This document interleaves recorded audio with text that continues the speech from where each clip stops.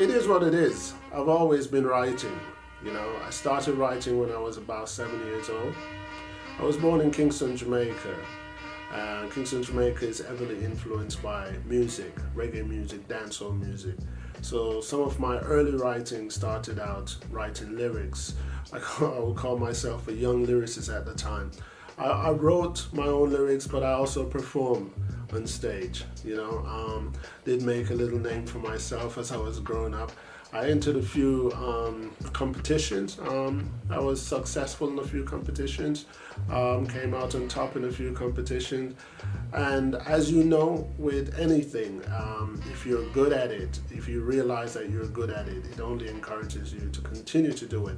So that's what I actually did. I continued to write music, continued to perform music. That was up until I moved to the United States of America. I moved to Philadelphia.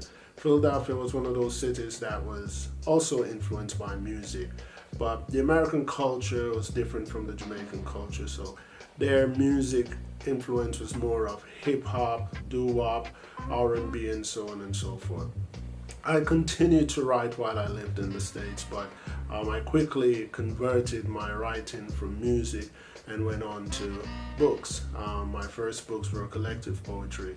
I got in touch with a publisher in New York that was Vantage Press in New York City, and then I was involved with Dorrance Publishing from Pittsburgh, Pennsylvania.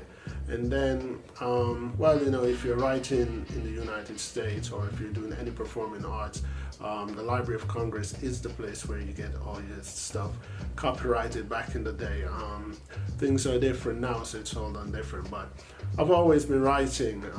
I migrated later to England just for the sole purpose of having my work in print, and I've always been writing. That's why I say my life in ink. I have the right to write, and I'm always right